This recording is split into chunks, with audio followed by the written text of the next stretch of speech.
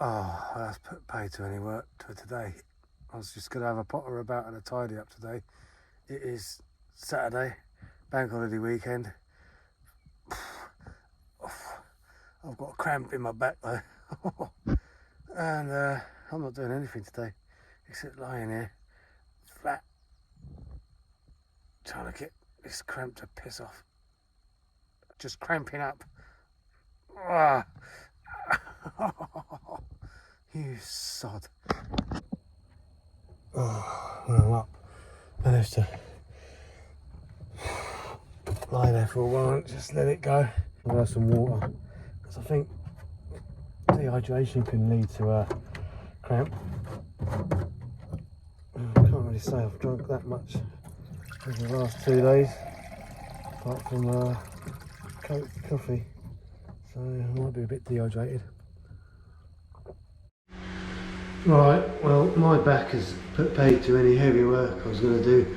I was going to lift all those black sacks into a skip bag and have a little bit of a tidy up, do some degreasing. To be honest, I can't really do much without it twinging, so I'm going to have a play around with my new toy. It's an expensive bit of kit really, but I thought I'd get one for peace of mind. It's an ultrasonic fitness measurer. Just going to do a little bit of measuring around on this hull. So basically, look at this probe, plug it in. There. Turn it on. Got your ultrasonic gel here, like when you go for an ultrasound if you're a woman and you're pregnant, or these days if you're a man and you're pregnant. They put the gel on your belly and give you an ultrasound. This is the same sort of thing. A little bit of gel on the probe, because the gel has to make contact with the probe and the surface you're probing in order for the ultrasound to read through the gel. The ultrasound cannot read through fresh air, so the gel acts as a contact between the probe and what you're reading. So there, a little bit of gel on the probe. Now what I'm going to do first is calibrate it with this little button here on the front of the machine. That is a set thickness of 4mm. So if I just go into the calibration menu, and we'll put that on there. I don't know if you can see that. Wait till all 5 dots.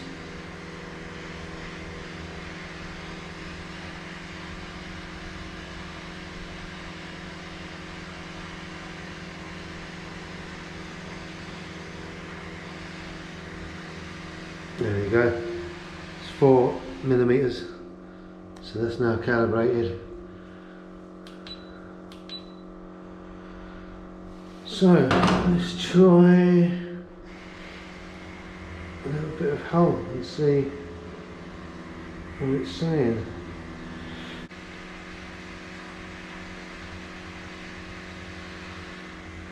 Actually says 5.75, considering it started life as a 6mm hull 46 years ago. I think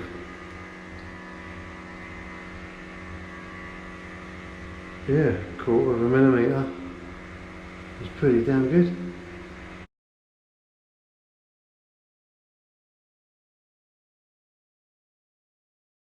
You know, it's funny, this is one of the bays where the rusting was the worst, and it's probably, well, you know, it's at the back of the boat, so it's going to be one of the original pieces of, you know, section of the boat. It's not in the stretch section, so I'm guessing this steel was imperial, probably 2/8, something like that, which takes it over 6mm, I think, if my conversion's all right. And it's funny because the old steel would have been 2/8,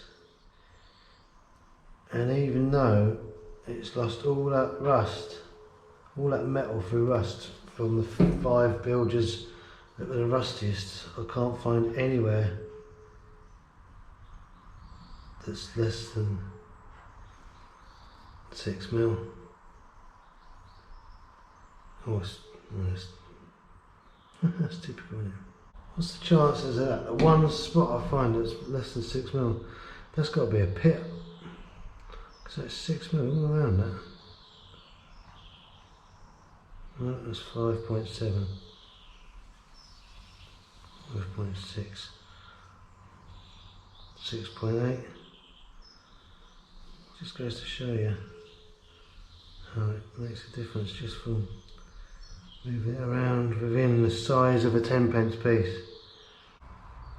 There's not many places I've found where it's below 6.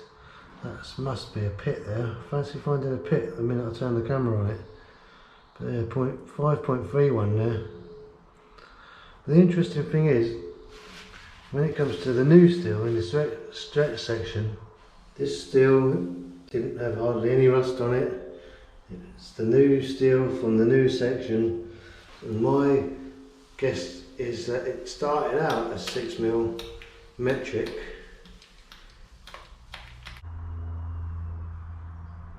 .95. So even though there wasn't many places along here that was over 6, we're talking about 0.3 of a mil, you know. All in all, I haven't found anywhere that's under 5. So considering it started out at 6, yeah, under 5 these days is, you know, tiny, considering they start out at 10 now. But this started out as a 6mm base plate, 2/8 imperial, whatever imperial it was, and there's nothing under 5mm anywhere. So you're talking about 1mm worth of metal gone in 46 years. So technically, keep it black, keep it in good check, maybe even epoxy it at some point, and hopefully it should be good for another 46 years. Yeah.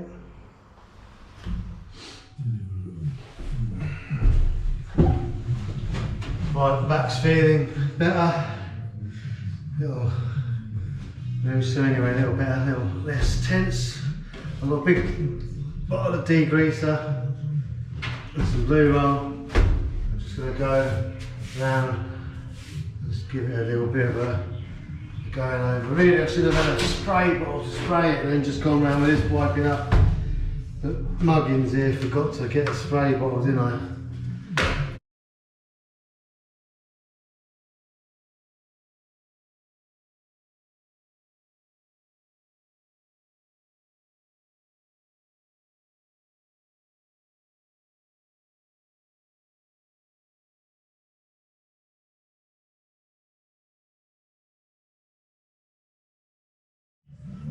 Right, you join me on a nice sunny evening. It's like a black hole of Calcutta in here. I've just masked up the windows with some film, which is probably a bit like bolting the stable door after the horse, closing the stable door after the horse is bolted, if you know what I mean. But just need to maintain some level of light in here.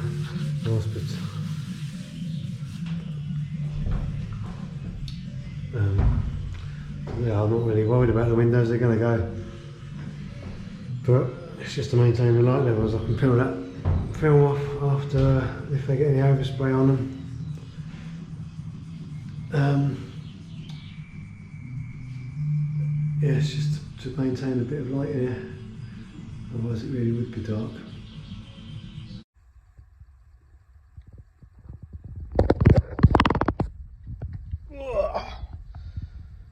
Back's still a bit dringy this morning. Let's have a look outside, let's see. It's a beautiful morning. Oh yeah.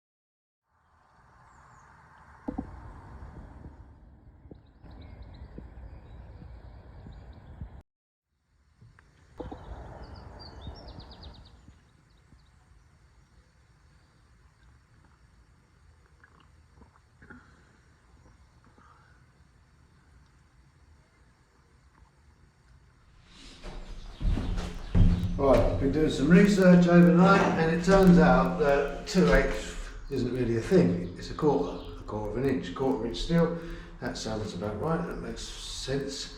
And quarter of an inch steel is actually 6.35 millimeters. 6.35 millimeters. So let's just calibrate this machine.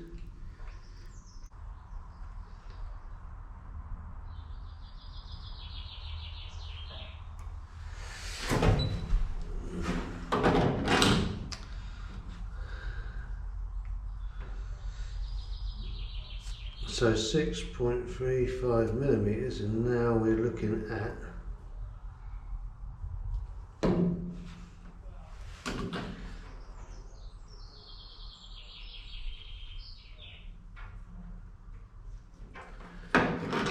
isn't it working?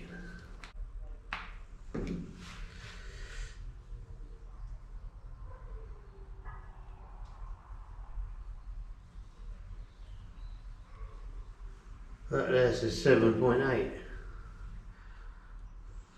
which I don't think it is.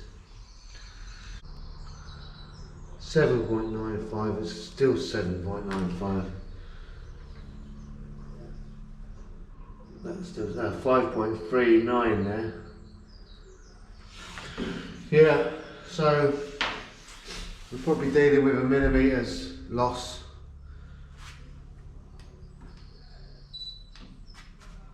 Nothing's under 5 along the whole boat, so you know, make of that what you will.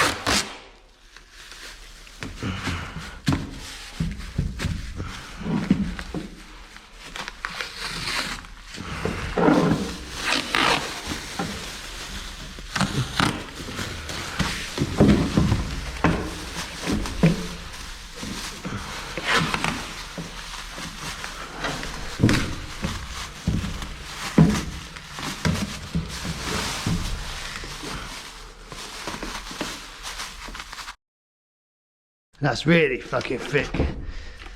That is really thick. I can't see that going through the machine, to be honest. Should have got my paddle mixer as well. Fail to prepare, prepare to fail, as they say. This might end up bad. I'm really not looking forward.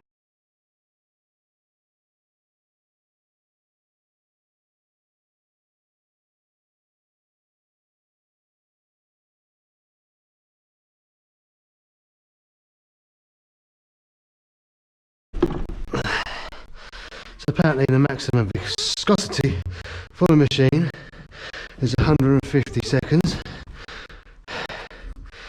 So if this takes longer than 150 seconds to go through this cup, well that's that. It's going to need spinning down. I don't think that's even going to go through that cup.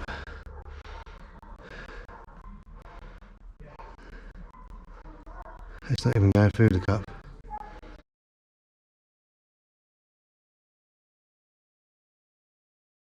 Up some white spirit. Oh look, no, it's not taking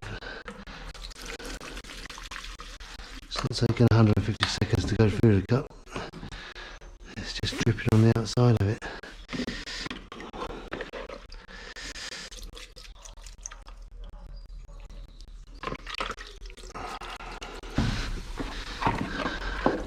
This is going to get messy.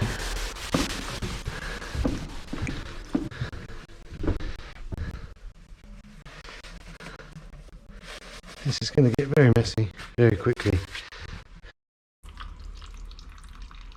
150 seconds for the paint to go through that. It's not even going through when it's just bloody water.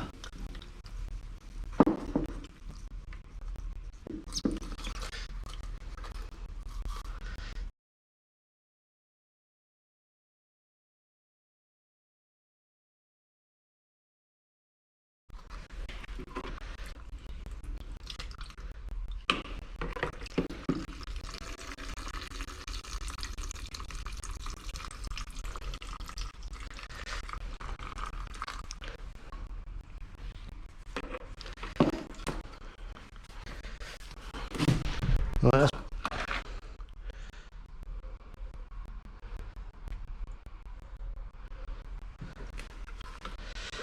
that's pretty much just bloody white spirit.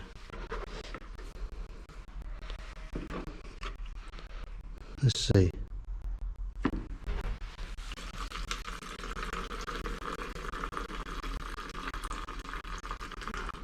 Hmm. 7 seconds. Turbo.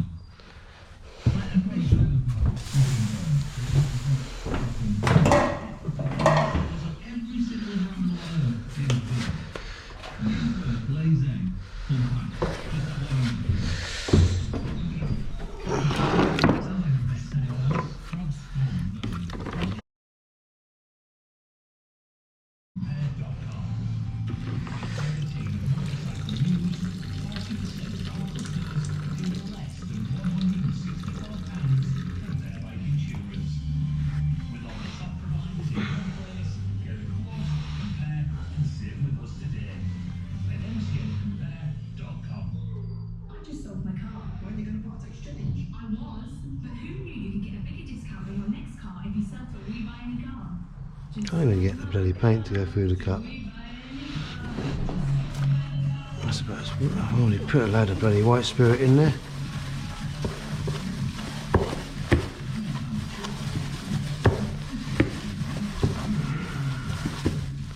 It's got to be well runny. That's fucking runny to me. I'll start putting it in the machine though if it's not going to bloody... It's going. It's going to take longer than 150 seconds, isn't it? Forward, is it? I'll make this bloody paint well runny. Just testing the viscosity now of paints. Brilliant.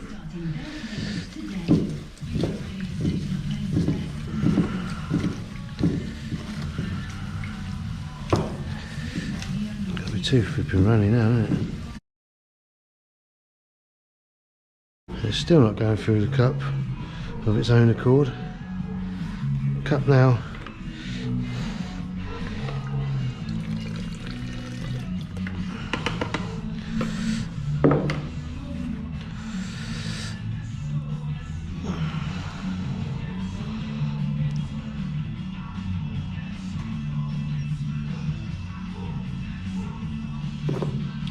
That's not 120, 150 seconds, is it? It's going to take all day.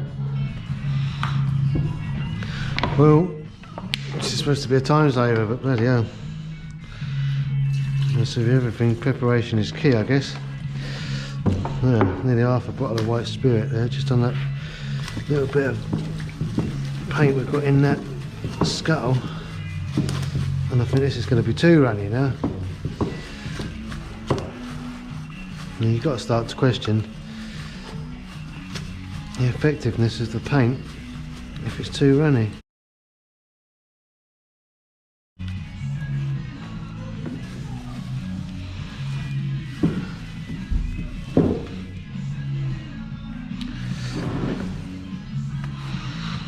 Is that runny enough to start going through the cup?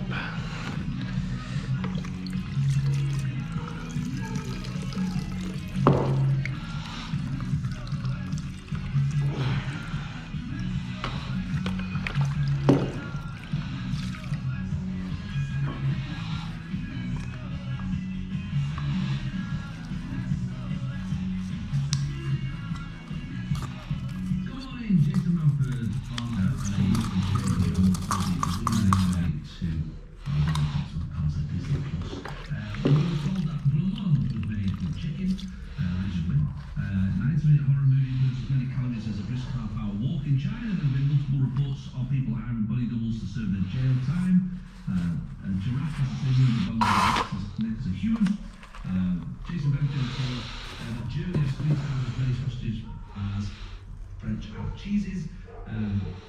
Corn on the cob always has an even number of rows, nearly always, sometimes. Term for alpaca given birth is unpacking. Spencer Wells told us that you can use catnip instead of mosquito spray. And Michelle Morgan told us that the Great Pyramid of Giza actually has 8 sides, not 4. Well, I've got my winner, Steve, because I'm already sort of Googling it, but I'd like to know what you think. Well, I want to know whether the cheese is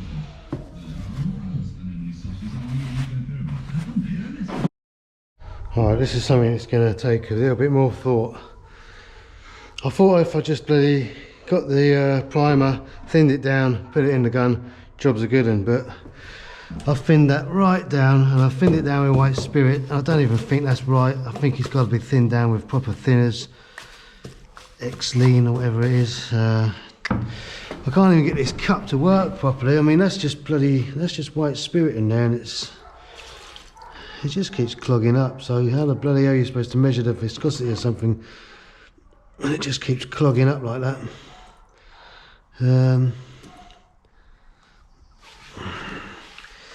So obviously it's going to have to be mixed and poured through a strainer, which I haven't got. So I think we're going to have a scuttle for mixing,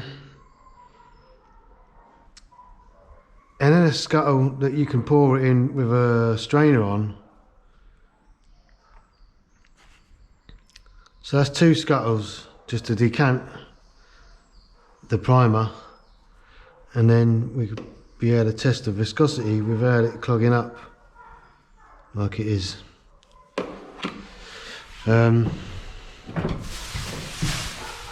So yeah, it's going to take a little bit more thought than just thinning it down and putting it in to the paint machine. I still want to paint, spray paint, because it's a big area to do. But for now, I think I'm just going to roller and brush the gunwales and see how it gets on with that. And I think what I'll do as well is maybe use this thinned down paint here I've got in this scuttle and just see what it's like being thinned. So I can't even get the bloody white spirit to go through this cup, let alone paint. That stupid stuff. I'm going to go back to the old way of doing things. It was a good idea about the machine, but I don't think it suits the paint and not the primer. Yeah, well, without a bit more thought and prep, so I'm just going to start brushing the little corners and try and get up under the angle. That's why I wanted to spray it, so I can get up in there, just spray up under there, you know. It is what it is, we'll see. Got to get some paint on it, mate. So, you know, let's do it.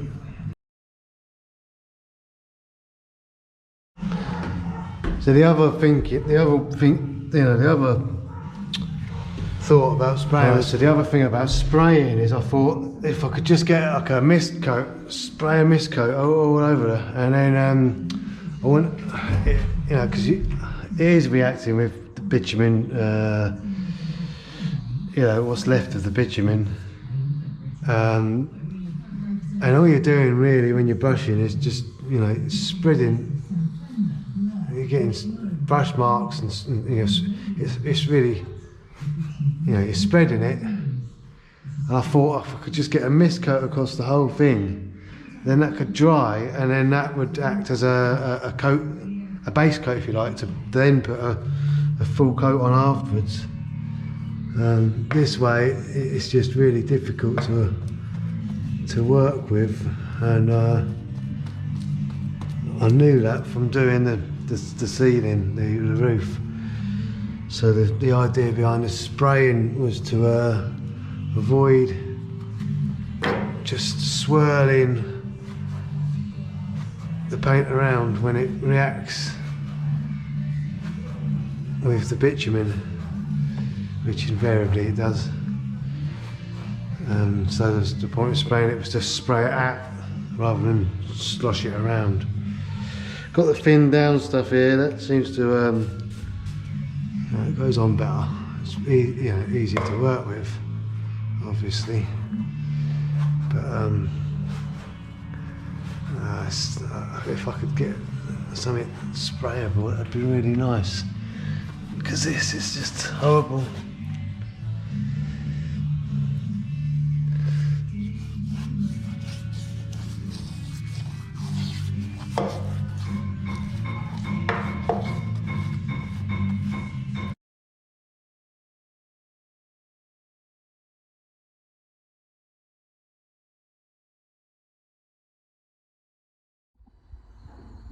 So I've just given liquor paint under the gunnels, and down to the gunnels and under the gunnels. So what's that? What I do? So yeah, under there is looking better now. It's looking painted. That's what it's looking. Not too bad under there actually. It's gone on nicely under there, which is alright. Yeah, as anticipated, I'm having bleed through. I mean, this, you can see here, this gone yellow. You can see there's bitumen residue coming through, and then when you get to places like this, it's just obviously there's been a bit of bitumen or something that's been missed with the wire wheel, and it's really reacting with it, really reacting with the zinc oxide, which is, you know, same as what we had on the ceiling and the upper walls. So not to be unexpected, but just a massive pain in the arse, and what I was hoping to get away from by spraying, but no, spraying is not the one. So we'll just crack on.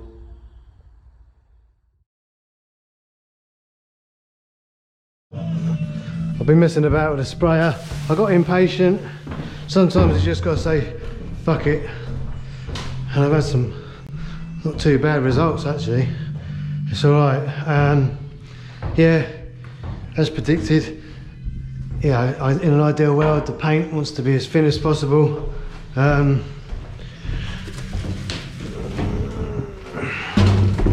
But initial, it does get quite gunked up very easily.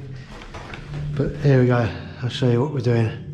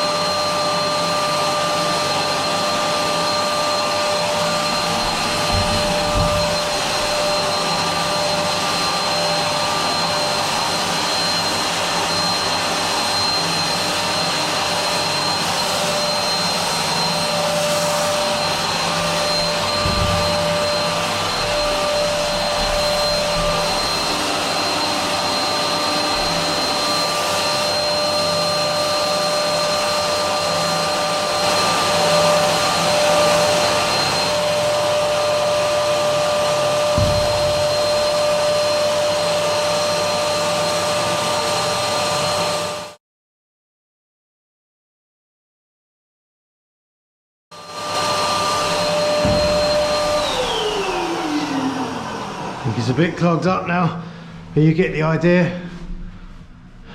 That's the sort of thing I'm going for, a mist coat that I can then put paint onto. And you get, because it's just sprayed on, it's just sitting there, and that'll cure and go off without slushing any bitumen residue around, which is a problem I've had with some of these upstands. You can see where I've brushed it, you get a bit of bitumen residue, and yeah, it doesn't like it. But with the mist coat, you've got even coverage. So a bit of experimentation maybe with the gun.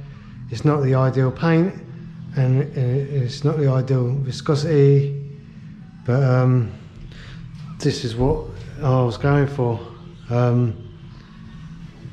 It's a bit spattery, where it's just coming out in chunks sometimes because of the viscosity of it, and because it's not been put through a strainer. You know, that's another thing that would help, is if I put it through a strainer. But I can't say I'm disappointed with that. It's pretty much where I wanted to be with the paint sprayer. Just need a bit of experimentation when it comes to the actual paint itself and the way it's prepped for the gun. Quite happy with the way it's turning out actually. Your spray gun. Good stuff. Sometimes it pays just to say sod it. Oh, I'm not looking forward to cleaning it out at the moment. But yeah. Got a little bit of reaction going on here. Obviously more bitumen there than there was anywhere else. But on the whole, we can't really sniff.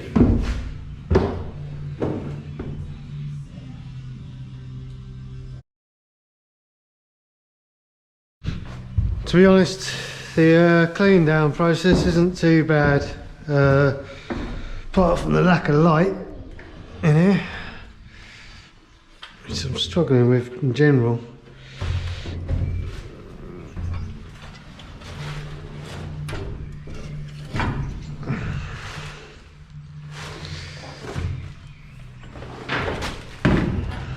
see if we can work something. Right, so basically, yeah,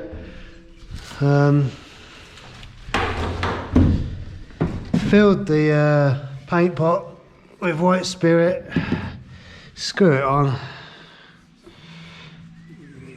if you can get it on without cross threading it. Lovely jubbly, that's alright.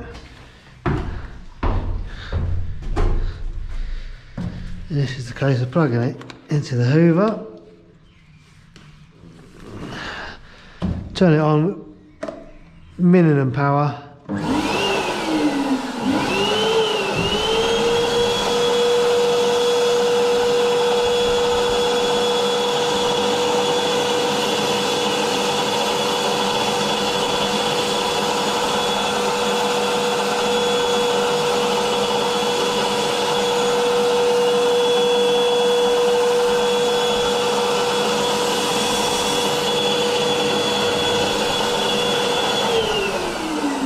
and I found that does the job with the nozzle. So I think the gun itself is actually cleaned, just the tube itself might need a bit of a rinse through.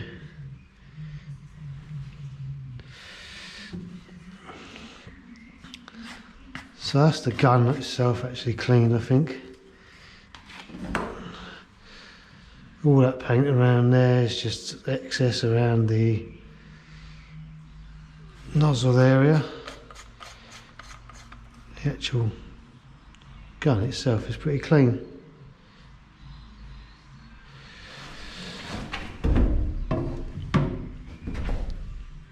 So yeah, gloves on.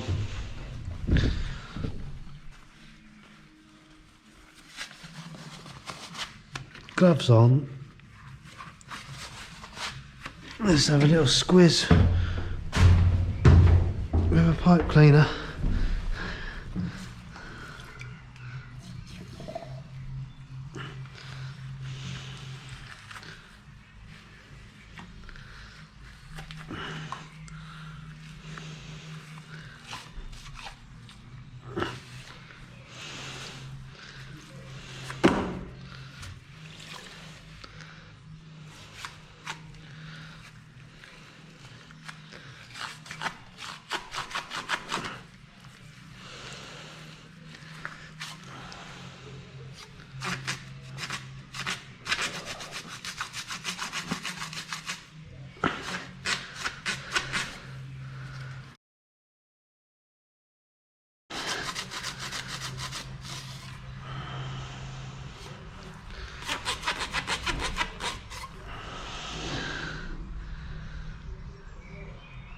That's clean, isn't it?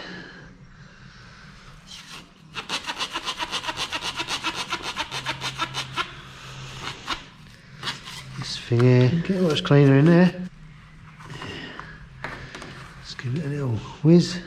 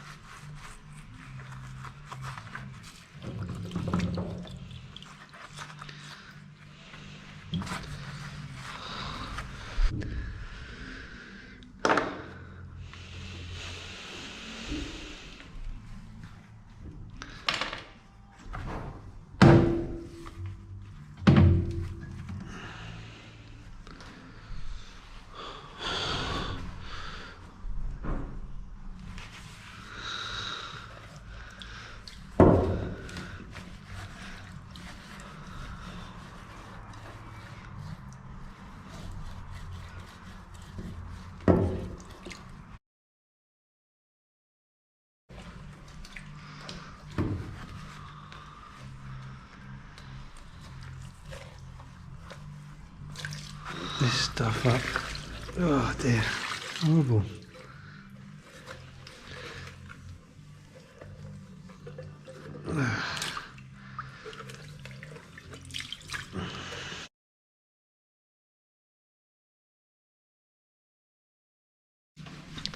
That's as clean as I think I'm going to get it without soaking it in something.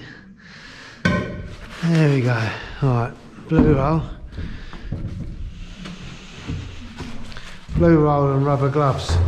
And the best investment of the whole weekend.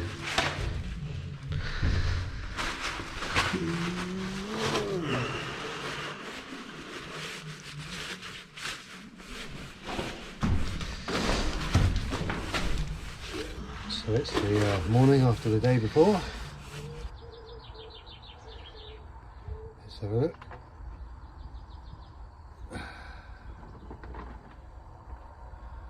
In daylight, you can see now, paint on the walls. It's got a nice shade of yellow, which indicates some bitumen residue bleed through. But all in all, we've got a good base coat.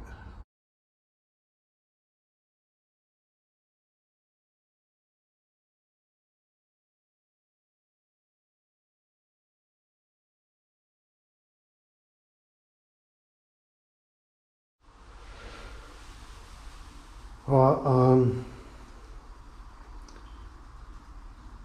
I've given it 2 coats this morning on top of the mist coat that I did yesterday. It's not looking too bad. Looking a bit yellow over here. That's bitumen bleed through. I mean, I've done the ceiling like 5 times and I still can't stop it looking yellow. So, you know, it is what it is. I don't think there's any point in putting any more coats on today. We'll let those go off proper before we look at them and decide whether it's worth putting another coat on or whether we're just going to be chasing our tail with bitumen bleed through. Comes a point where you just got to accept the fact that there's 2 coats on there and you're never going to get rid of the bitumen. But to be honest, it's looking alright in the worst areas at the moment.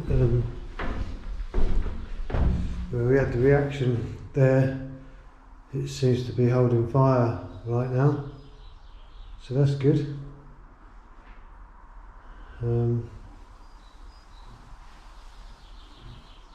Yeah, can't really sniff at this weekend's progress.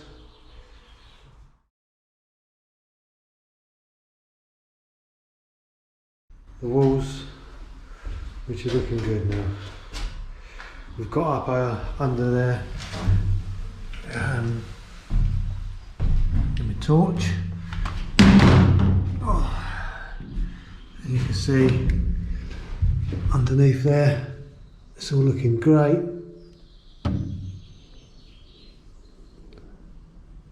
And under there, all looking good. Looking good underneath the gunnels.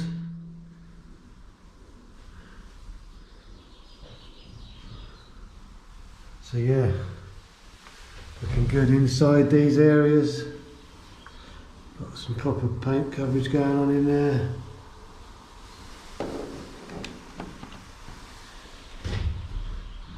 All looking good in here.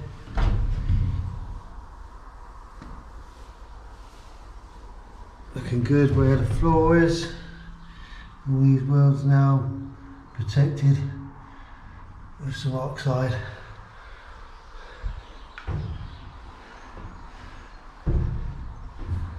Talk about night and day. Oh yeah. How it was. How it is. Wow. Yeah, there's some perspective for you. Night and day. How it was. How it is. Wow.